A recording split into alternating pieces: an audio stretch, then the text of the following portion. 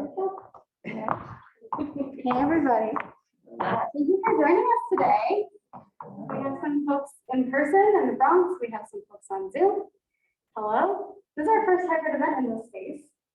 We're trying it out. We would love to hear how it feels. Thank you.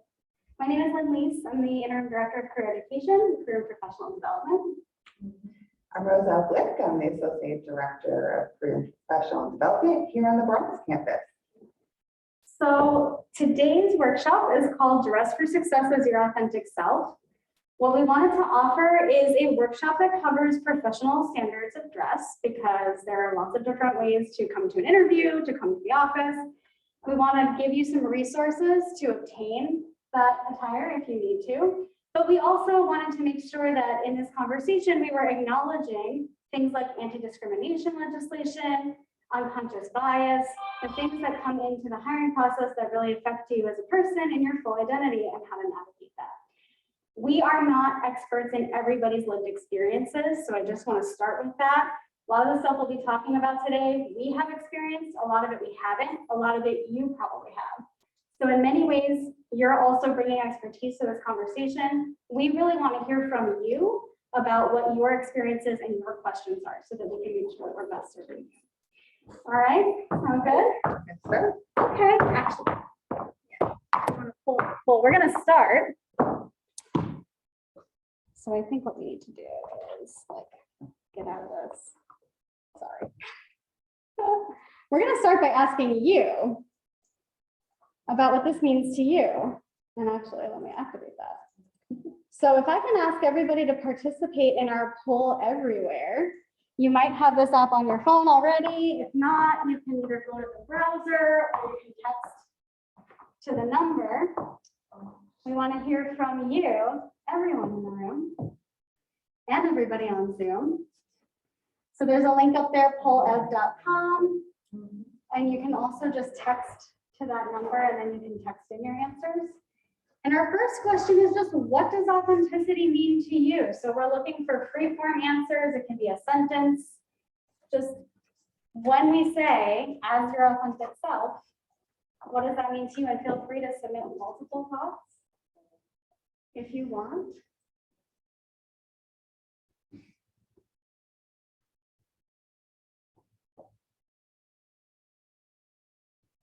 I'll give that a minute to come in because it takes a second to load in.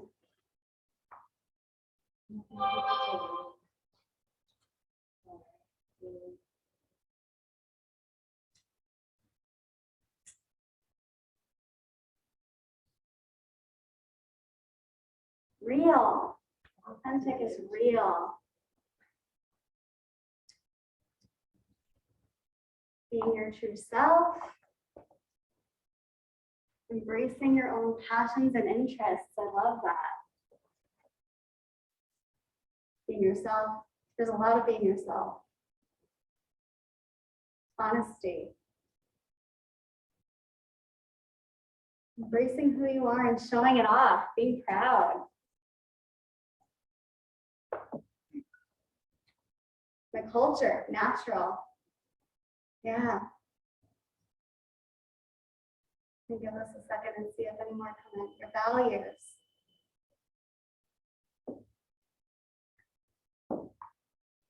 Awesome, awesome, awesome. Keeping it 100. Personal self-expression. True. Yeah. These are amazing. Authenticity means being myself despite society's standards. Ooh, that's what we're talking about today. Yeah. Recording. Being at peace with yourself. This is incredible. I'm going to pull up our next question. It's along similar lines. Being genuine, being real, being true self. So keep that open. Believing in myself. I'm gonna ask you, I think the next one is available. So I'm looking now for just like a word, and you can submit multiple again. What words resonate with you for authenticity? And I want to ask you, just for some, out loud input or chat input. When you think about these things that authenticity means to you, and you think about whatever process you've gone through of applying for jobs, interviewing for jobs, being at work, have you felt that you were able to do that? Have you been able to be authentic in that way? Do you want to say more? Yeah, I've always felt like I could be myself, and I've always had the mindset that if people can't accept me for me, then that job's not for me. If people can't accept me for me, that job's not for me. Yeah. Okay, love it. Any other thoughts in the room? Or in the chat, have you felt like you could keep it 100 at work? Have you felt like you could be your true self in the interview? I feel like I could be my true self in the interview, because basically the interview process is all about giving it your all and also keeping on 100 with one another. You can't just hide your true inner self, because that's not what ethnicity is all about. Ethnicity is being authentic and showing what you could bring to the table, and that's what most interviews will like about it. And when you apply for certain jobs that you want and need, or what's asked of you. Love that. So you feel like you can bring it, because that's what it's about. It's about bringing your whole self in there and seeing if that's what they want. And it sounds to me like, and I don't know if this is the same for everybody, but I'm hearing a little bit of, I'm bringing myself here. If you want it, you want it. If you don't, you don't. Does that feel like it's ringing true? There's a lot of nodding heads. That doesn't have to be your feeling either. I'm not pushing it on you, but just kind of getting the idea in the room. I love that. A lot of people feel the need to make that decision, and we're going to talk a little bit about that. If you're dialing yourself up to 100 and you're just walking in and you're going, this is me, take me or leave me. Some people feel the need to dial it back a little bit and be a little careful in the process and then get there and see how it is. And neither is correct. I just like to sort of understand where we are, right? So we can talk about it. Awesome. So some words we have: unique. Let's see, GMO. Am I not understanding something on the board? Honest, real, accepted, natural. Oh, was that non-GMO? I think is what happened there. Natural, culture, love, different, original, real, honest. Real is huge there. I love that. Okay, so what I want to ask you as we're going through this is questions on your mind about how we're keeping it real in this process. Okay, love this. Was there anything in the chat? Authenticity is the quality of being genuine or real and being your true self as a human being. Love that. Okay, so we're gonna head back here.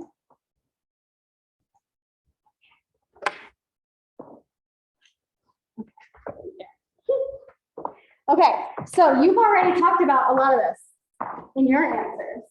When we talk about authenticity, there's a few things we want to talk about, specifically at work, okay? What are your core values? What's authentic to you? Anybody want to share some values? Do you have them in your head? What are your core values that you're bringing with you? Honesty. What are you bringing in that room with you? Yeah, Non-judgmental. non-judgmental. And also showing leadership and showing teamwork to one another. Leadership and teamwork with one another. Love that. I feel like, yeah, Hardworking. hardworking. Respect. Respect. Awesome. Anything else before I? Resilience. Resilience. Integrity, I heard. I heard it. Good acoustics in this room. You can't whisper at me. Yeah, so you're bringing all these values in that room with you, right? And everywhere you go. Does the company align with those values? Is something you want to think about. If you're going to walk in there and live that every day, does that jive with that company? Does that work with that company? Are they going to encourage you and uplift you in living those values, whatever they might be? We had a workshop last month about researching how a company aligns with your values. If you missed it, there's a link online. Feel free to go back and look at that, because you really want to understand what you're coming into. And then what are you willing to compromise? Are you willing to compromise at all? And what are you willing to compromise? And that's kind of what I meant on that dial, right? Are you dialing yourself to 100? in all your glory and all your identity and all your authenticity and walking in the room and saying, here I am? Or are you dialing it back a little bit? And how much? And what values might you want to compromise? Sometimes the reality is, I'm just going to tell you, sometimes the reality is you do have to dial yourself, right? I think we all do that. In different settings, you turn that dial of yourself up, and sometimes you turn it down. Doesn't always have to be a compromise. Sometimes it absolutely is. Sometimes we find ourselves code switching just to make it through like an interview or to make it through a workplace. Sometimes that doesn't feel good, right? Because that's what society is putting on us. But in other times, you're kind of like, okay, I know I have to bring this amount of myself today, and that's okay. So you want to just think about like how much of yourself are you bringing in to that room? I would love for everybody to feel ready to bring 100% of themselves into an interview room. So that's what we're working with today. We're working under the assumption that you're bringing yourself in the whole way. But you want to think about that every single time.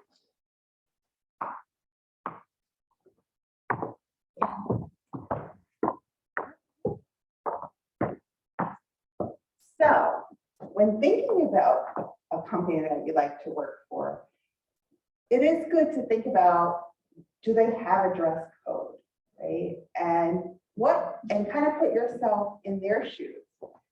How did that dress code come to be? And these are some ways that companies have thought about why they have a dress code and how to develop that dress code. A long time ago, there were societal norms that really pushed that corporation, that company, that organization to develop a very specific dress code based on what professionalism meant to companies. And nowadays we're breaking those norms, right? But there's still societal norms in place that are driving that professional dress code. There's a thought that you'd be more productive if you were wearing a suit or looked a certain way in terms of professional dress. And that's based on performance expectations from a company. There's also the customers that the company serves. A lot of that's driven by who their external customers are, if you're in a public-facing capacity. And they want positive customer opinion. And that will also drive the dress code. Safety seems to be, in all my research I've done on this topic, safety seems to be the number one thing that they do think about. They want everyone to be safe on the job. And so you do think about the healthcare industry, especially when you think of that in terms of wearing scrubs that protect your body and your hair so that certain specimens don't get in your hair and or ruin your skin or that are just unsafe to you. But that does challenge, and we'll talk about this later in the presentation, does challenge certain accommodations that need to happen. Okay, so doing your research beforehand, it may be difficult to find out what the company's dress code policy is. You can try Googling it, but a better way of finding out if it's formal business dress code versus business casual versus if they have casual attire. A lot of companies will change their dress code in the summer or on Fridays where you're allowed to wear jeans and sneakers. But it is hard to find out what the dress code is.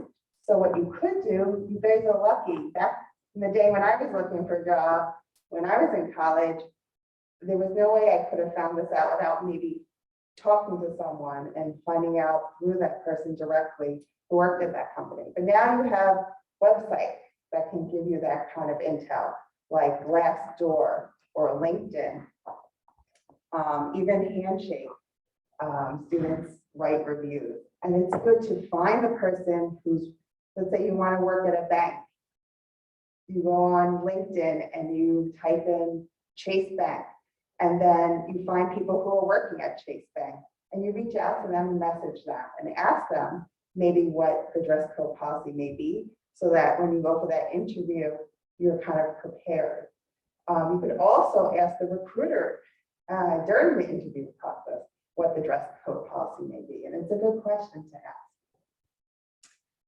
You also kind of want to try and do some research to see if the company has non-discrimination policies in place and reasonable accommodation policies. And we'll go into more detail about what that is.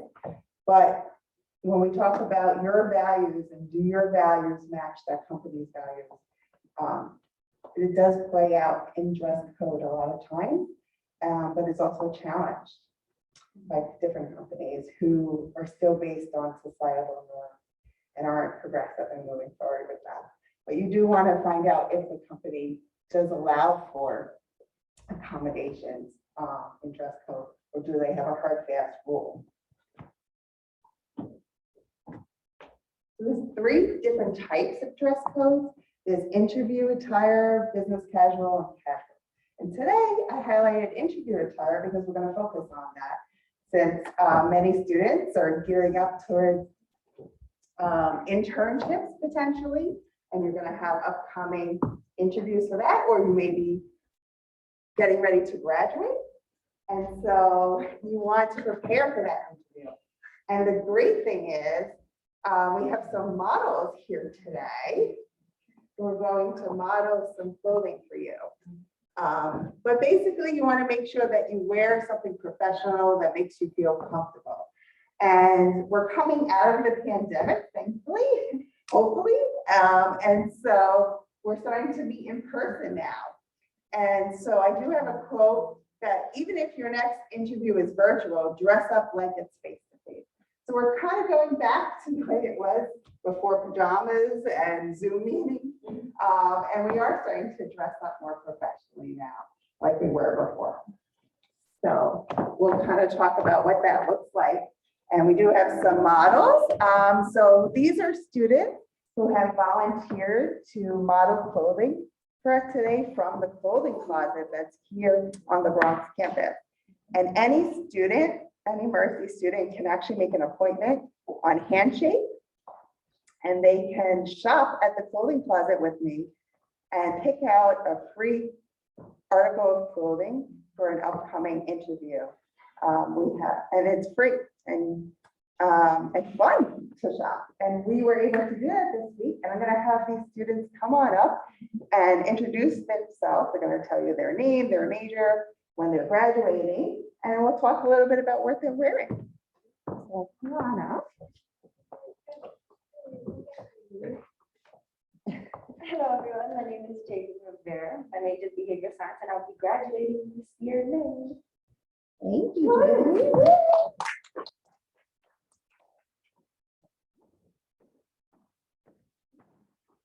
Hello everybody, my name is Cameron Presley. I am a psychology major and I'll be graduating in May 2022. Yay. My name is Alfred Barr. I'm a business major and I'll be graduating in June of 2025. Thank you. Hello everyone, my name is Tashana Winter. I am a health science major on the pre-PA track and I'll be graduating in May of 2025. Hey, thank you. Thank you so much to our models. You did an excellent job and they look wonderful, very professional. So what we noticed that they were wearing was clothing that were solid, dark, or neutral colors. I think 3 of our models were wearing black blazers and 1 was wearing gray. I myself I'm wearing navy. So you want to make sure that you have solid, dark, neutral colors. And then in terms of underneath the jacket, you can wear light colors or dark colors. It really doesn't matter. But you want to make sure that all your clothing is stain free. And you might want to iron your clothes before the interview, the day before. Make sure everything is tailored to fit you properly and not wrinkled, but in good condition. Make sure in terms of your You can have a matching blazer and a pantsuit. That's traditional business attire for interview attire, sorry. But when you do get a job or internship, then you can ask the company what their dress code policy is. And there's something called business casual. And that's what you would wear at the office. So that can include nice pants or slacks, dresses, but no jean shorts, sundresses, or athletic wear. So, you know, we all have those funny stories where maybe you were on an interview and it was a Zoom call and you were dressed professionally on top, but wearing shorts on the bottom. But that's no longer the case, right? So as we go back into in-person events, back in the office, you want to make sure that you dress professionally. In terms of shoes, your shoes should also be nice and clean. These days you can wear flats. I'm very lucky because when I was interviewing, when I was a college student, it was all heels. So see how times are changing, and I embrace the no heel policy. That's wonderful. Also, you want to make sure your hair is well groomed and you've maybe got a haircut and you took a shower. I say that, but there's plenty of students who show up to a job fair and or an interview and maybe they haven't taken a shower. Or so I laugh about it, but it's true. Or you want to have a nice head covering. You want to make sure that just in general, you have a neat, clean appearance. We will get to piercings and tattoos a little later, but again, this says align to company culture or standards. And that goes back to researching the company and what their policies are. And cell phones, make sure on the interview that the cell phone is off. It's you know, not looked at highly if you're checking your cell phone in the waiting room, waiting for an interview. Did I cover everything? So, So, any questions on that? okay. Excuse me. Yeah. When you were talking about hair, I know some businesses like don't accept like how your hair is. Oh, we're about to get to Yeah, that. that's something we're gonna touch upon that goes back to, you know, dressing as your authentic self. And we're gonna talk about natural. So there's certain things that, you know, it's always been that way, but then there's certain things that are changing. And so we're gonna talk about how things are changing. Anything else? So I should have said this earlier. Roselle is clearly modeling interview / business attire, and this is a business casual option. Right.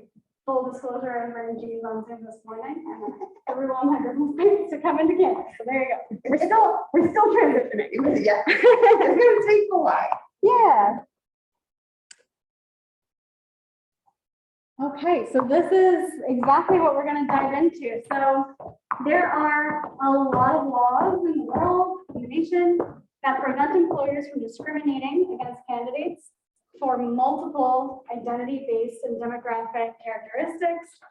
The primary one that they work off of is the Civil Rights Act of 1974. One of the many things embedded in the Civil Rights Act is non-discrimination against race, class, sex. You've seen a lot of those categories, right? Gender. There's also several that have come up since. This is not comprehensive. This is a baseline list of things. So we started Civil Rights Act, and even a little bit before that was the Equal Pay Act, Age Discrimination Act, and the Rehabilitation Act for accessibility. So there are lots of different things that employers cannot legally discriminate against you for in the hiring process, in the workplace. There is some other specific legislation that we want to talk about. If I could ask you to go to the next one as well. So the first one I want to talk about is the Crown Act. And certainly, if you've got more questions on natural hair, we should talk about them today. This is a tricky one. So it is illegal for an employer to discriminate against you based on your race. And so the way that we treat hair in America is extremely racialized. Can you point to, I wore my natural hair to an interview, was not hired as the reason and as race discrimination? Legally, it's tricky. It could be possible, but what there is a current movement to do is to create specific legislation that prohibits discrimination based on natural hair. So this is a movement, this is a petition out in the world. Not everybody has adopted this yet, but the Crown Act is a specific piece of legislation that prevents discrimination based on the natural state of your hair texture or how you're wearing it, your hairstyle. Specifically understanding that this is an area of discrimination that is very deeply rooted right now. And if I can ask you to go to the next one. So this is where we are with that legislation. So you can see that's true in New York State. If you are applying, the blue states here are states that have adopted the Crown Act. So if you are applying for jobs in New York State, in Connecticut, in New Jersey, some of these East Coast, and some more on the West, then you are protected from that. Okay, we are going to talk in a little while about the reality of this because there's legislation and then there's how people behave and their biases, right? So it's not perfect.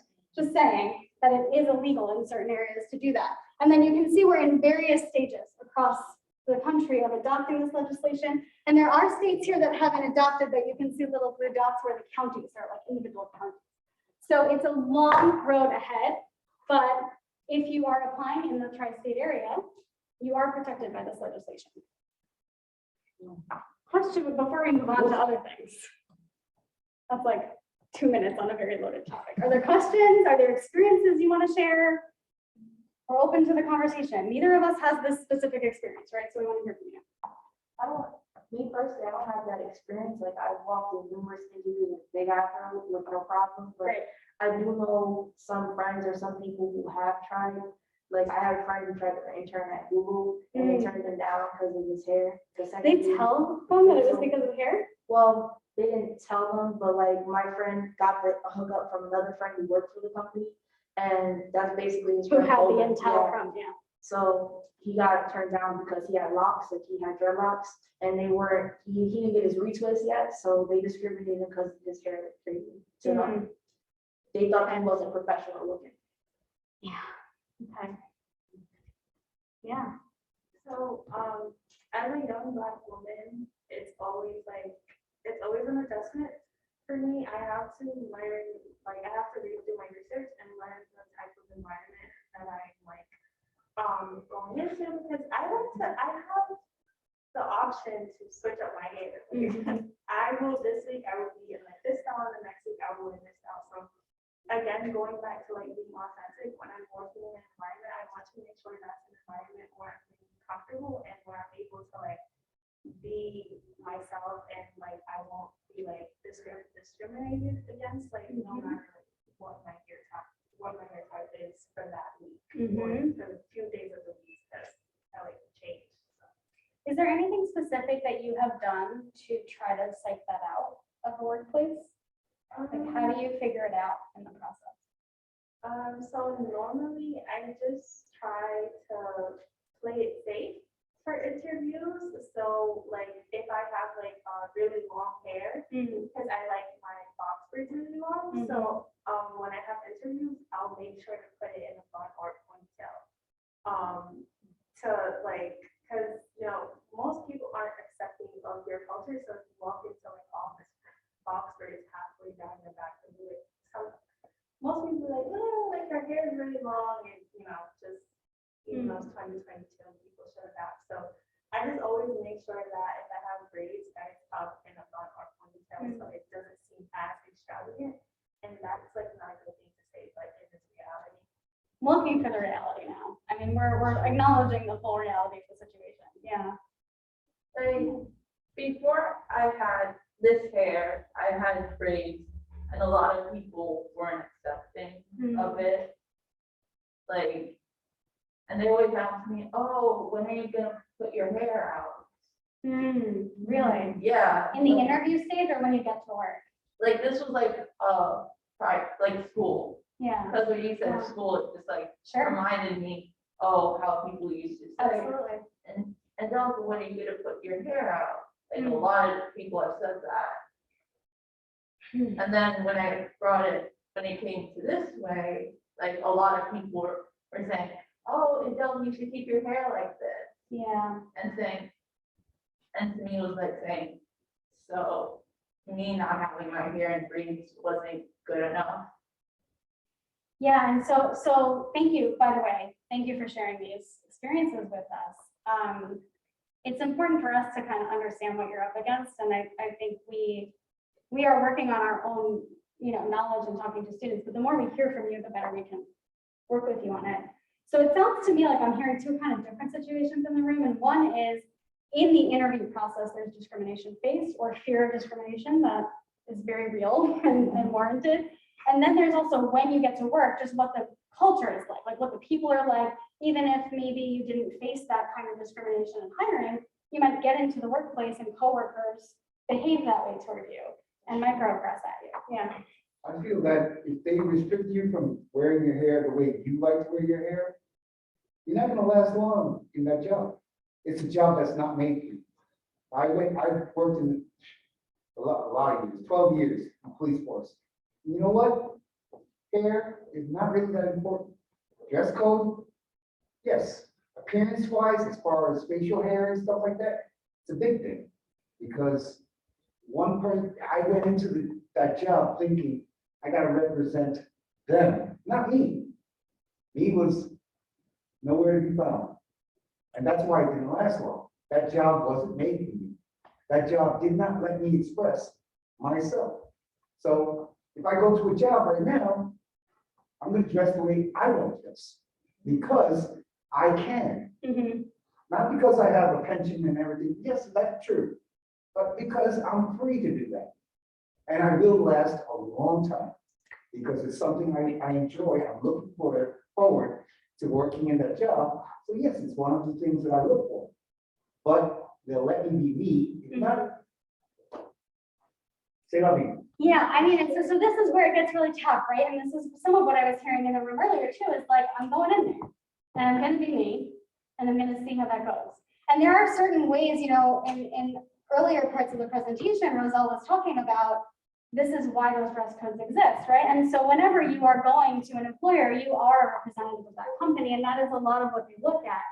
The reason that we talk about, and so that has a lot to do with all of the pieces of your appearance, but one of the reasons that we talk about hair in particular is because that is an area where we have discriminated against specifically Black people, but a lot of minoritized folks in America for no reason. The hair that comes out of your head should be hair that you can wear into work, right? If you are in an environment where you have to tie it back because of safety reasons, that might be one thing, but if the answer is something like, which has happened all the time, our clients are uncomfortable interacting with somebody who's wearing locks, that can't be an acceptable reason to discriminate against a person, right? So you have to, this is why we have these conversations. They're very nuanced, but sometimes you can make that decision of, I'm going to go in there and I'm going to just be myself. And if they take me, they take me. And if they don't, they don't. And I will know that I am not going to thrive in that environment anyway. And so I'm just not going to do it. But the reality is also that if we say that, if everybody who belongs to a specific demographic says that, then they're boxed out of certain industries entirely, right? Because of discrimination. So we're trying to just empower everybody to feel like if that's where you are, that's incredible. We're trying to empower everybody wherever they are in that journey to either come in as their whole self or to sort of figure out how they're going to navigate that.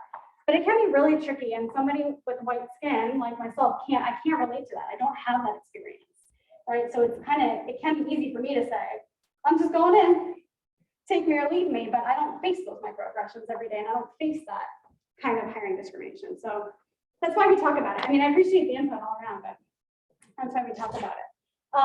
So the short answer I have, and these are conversations we will never get through in just an hour. We know that this is introductory, but what I want to say is, and I think I see Sharon giving, Yeah. is that one of our team members? What's Sharon's input? In one of my previous roles, when I had my natural hair out, my coworker who looked like me made it a point that I looked better with my hair in braids rather than when I had natural hair. Oh, wow. I'm sorry, Sharon.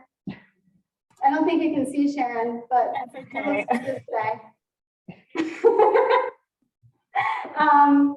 Yeah, I mean, it's very real. So I think, one of the things that I like to recommend to people, and this is one of the things that Roselle pointed out, is if you can connect with employees or former employees of a company who share your identity and ask some real questions, especially like alumni of Mercy College are usually very open to have those real conversations with current students.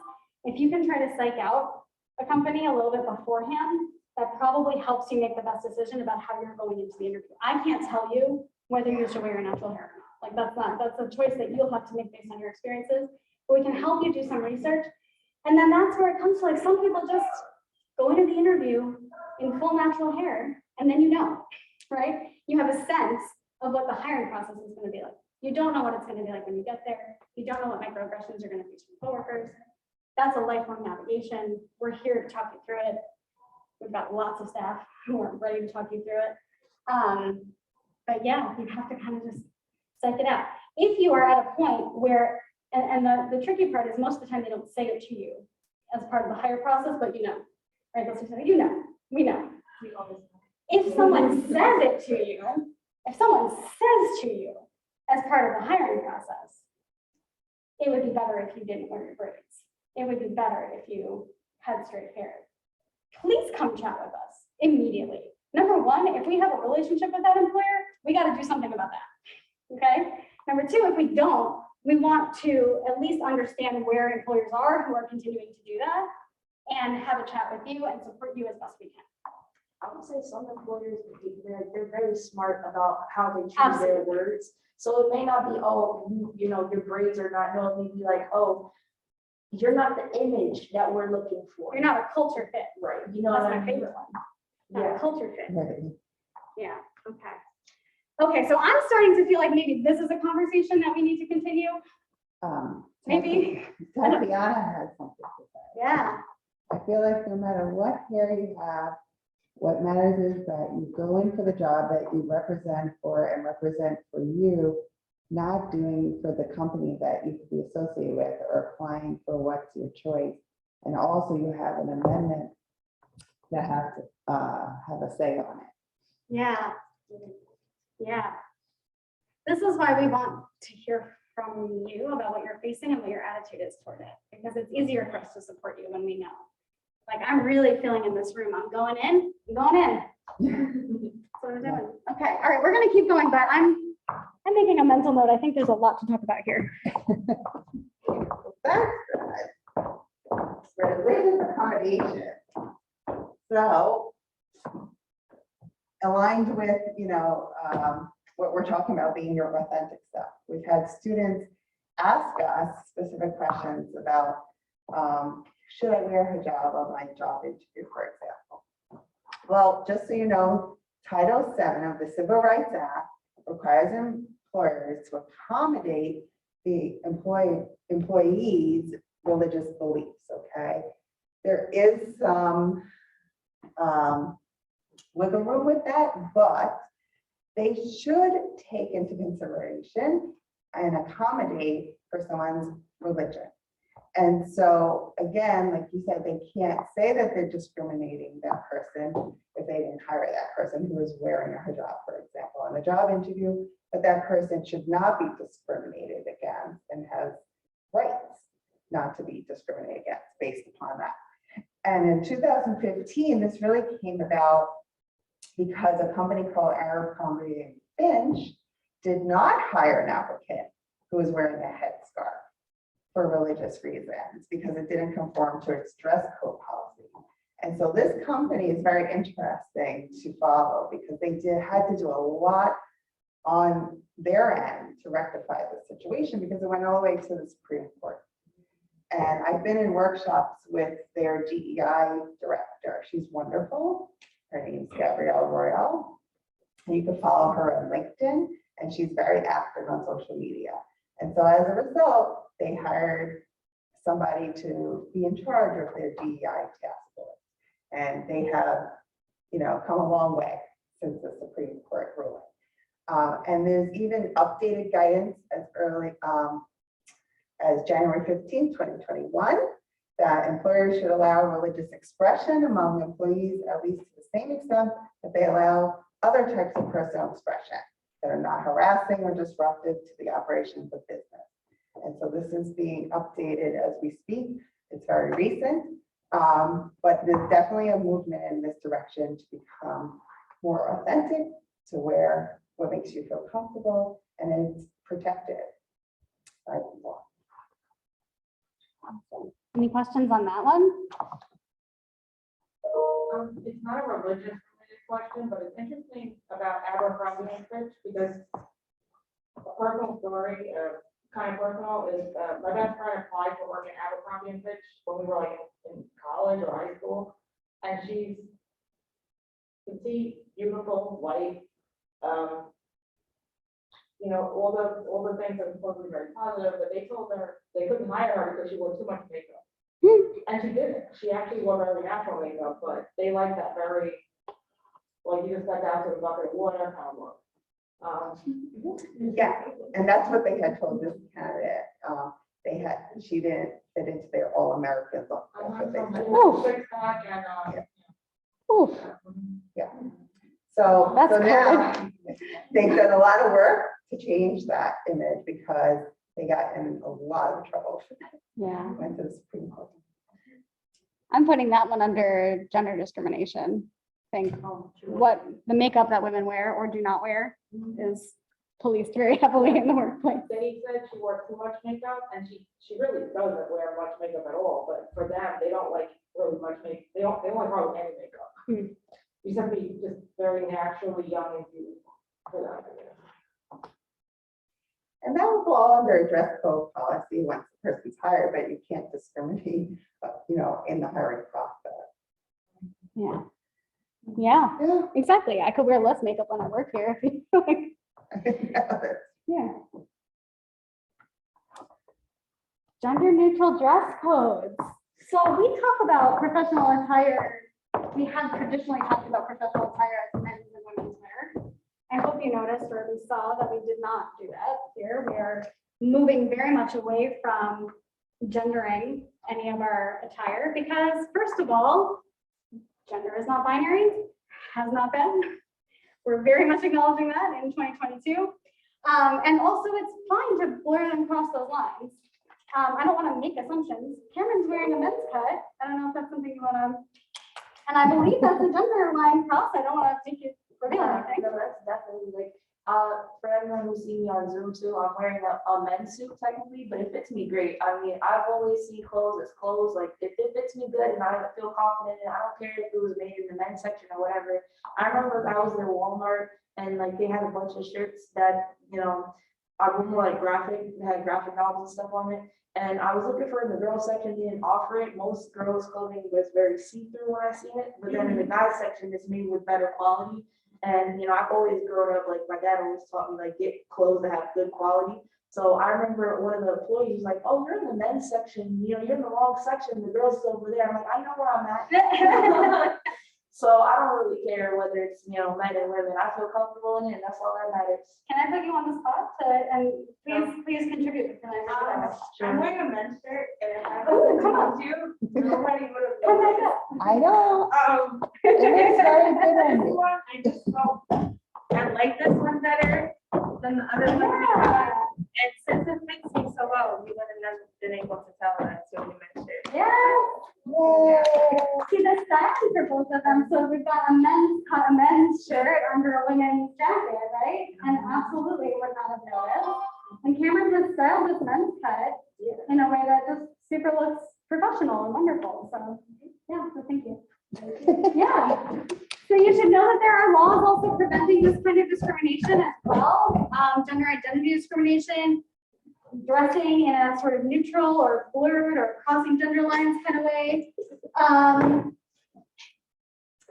Yes, I wanted to see if there was anything specific I wanted to call out of that. The Title 7 of the Civil Rights Act of 1964, which is what we talked about. That's the primary piece of legislation that prevents discrimination in the hiring process. It is also prevents based on sexual orientation and gender identity. And updated laws prevent specifically discrimination against folks who identify as transgender. There are some links in here. We'll have the recording and the presentation available afterwards. But that is some updated legislation, and there is guidance and recommendations that employers need to be revisiting their dress codes to make sure that they aren't crossing these discrimination lines as well. Questions about that? Anything to mention? Okay. Okay. So of all the areas we talked about, I do feel that this is one area that is still being challenged in terms of dress code policy, jewelry and tattoo policies. But I did want to highlight this one news anchor from New Zealand. She had made the news because she's the first newscaster in New Zealand who has a traditional Maori chin tattoo. And so even in New Zealand, they're crossing lines and starting to move forward and changing societal norms and allowing her to be on air and broadcast to everyone. Many companies do allow jewelry and tattoos.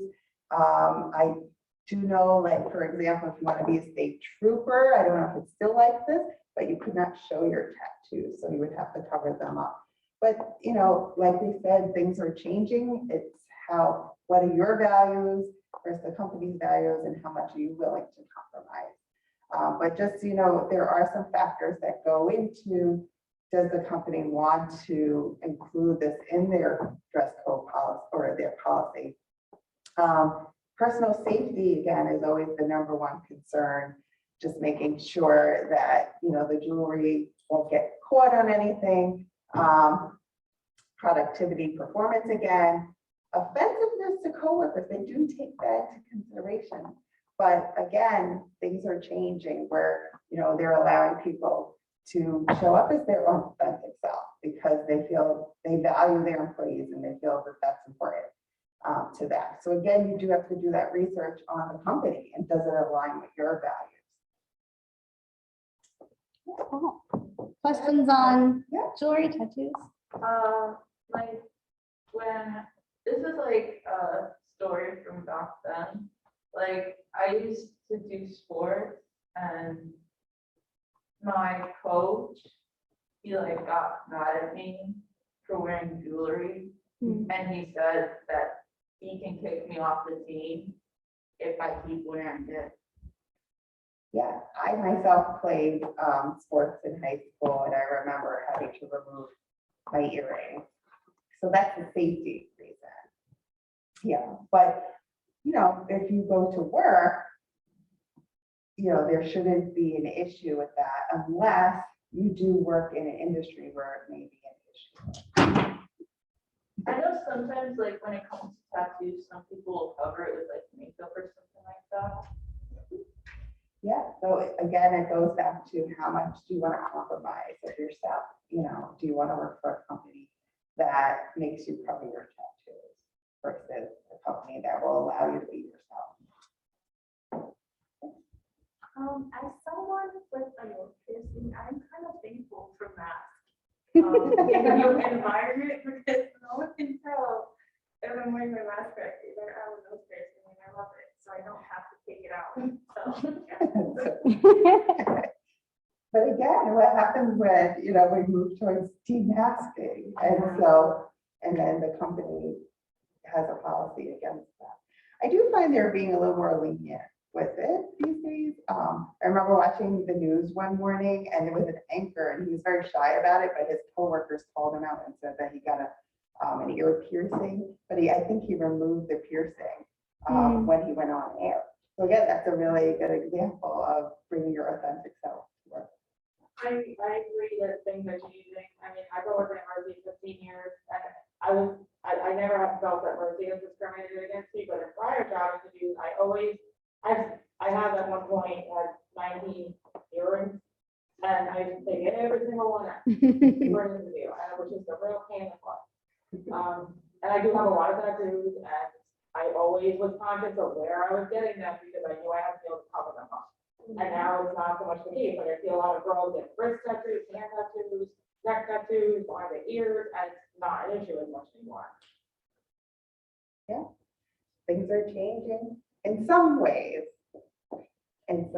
not. So there are certain industries that tend to be more traditional. And again, you know, if you do have a tattoo that's visible on the interview, they'll never tell you, but you could be discriminated against and not hired because of that, but they're not going to say it.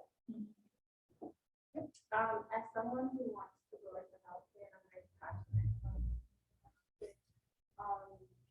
industry, I just know that like in a few years, this is why I think probably why I'm taking advantage now, because I'm not really like required to like take my piercings out, but in a few years, I do know that there's a possibility that I'll just have to take everything out. Like, once I'm And that's kind of what we're touching upon today. How much do you want to compromise yourself? But for the healthcare industry, I would imagine that piercings might be a safety issue, possibly. I don't know, that you'll find out, and then let us know. We want to hear that feedback. That would be my guess. Yeah. There are also, I mean, depends on how much work you want to do on it, but there are like placeholder, like spacers that you can, I mean, you know, I'm preaching the choir here, but yeah, it depends on how much work you want to do to preserve it. But unfortunately, some of those are just safety concerns. Piercings and tattoos are a weird one because there isn't really legislation covering it, other than if you can kind of take it in the discrimination route. But they're strange because they occupy this weird space where some of them are extremely close to your identity, right? They're cultural, or a lot of, you know, sexual orientation can be expressed through things like piercings and tattoos. So like they're tied into those identity markers, but they're not themselves protected things. And then there are people who just get them for fun. And like, I just, you know, pierce my ears. I like to wear earrings. It's fine. I can keep it on, no problem.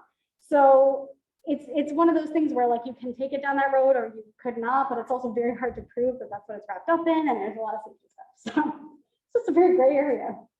Great. Yeah. And it's 2022, so we'll have to see in like 2023 and beyond what happens. Yeah. Awesome. Okay, so we wanted to kind of leave you with some thoughts on, we've talked a lot about legislation, we've talked a lot about how you're feeling about coming into the interview and into the workplace. We also know that unconscious bias exists. I'm gonna ask Rosal not to run too far away. That's fine, I was joining you. We know that unconscious bias exists in hiring. Even if it is illegal to discriminate against somebody, people will do it unknowingly, unwittingly. We are socialized to discriminate in many ways, and we just kind of do it unknowingly. Some do it actively. And unfortunately, one of the things about laws is that if you feel that you've been discriminated against, the likelihood of you pursuing legal action is pretty low. Just like the average person is not going to go through that process. So in that way, employers still hold a lot of power, right? And we know that this is creeping in. Rosal had a really great story to share on that one. Yeah, so I was doing research for this presentation and I stumbled across this really great article on Diversity Inc. And this is a story of an engineer. Her name's Jerisha Hawk.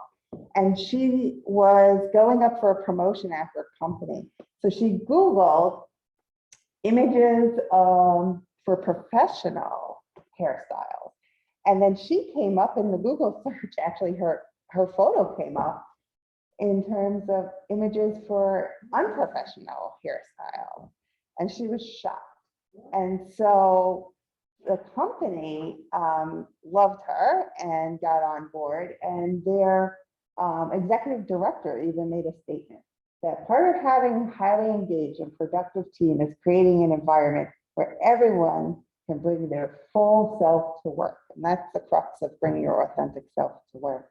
And she, in this article, is very interesting about, she does talk about having unconscious bias herself. And that at work, you know, she's an engineer, so she does have to pull her hair back for safety reasons.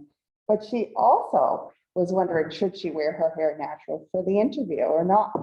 And that's why she had Googled this, because she has that bias herself and she's grappling with it. I myself have curly hair and have grappled with that for my entire life. And so I finally got to a point in my life where I embraced my curly hair and I started just wearing it natural. So everybody it's a spectrum. And not everybody comes to that conclusion all at once. Sometimes it takes time. And for this example, she's still grappling with it from what she said in the article. So I thought that was a really good example of what we're talking about today with unconscious bias and bring your authentic self. Yeah, this visual is so striking. The results that came up for professional hair and came up for unprofessional hair. Unfortunately, I'm not surprised by it, but it is a really striking, just visual example of where we still are. And we see studies like this all the time. There's research that was conducted where researchers sent out the same resume to the same jobs. They just sent two identical versions, and one had a white coded name and one had a black coded name.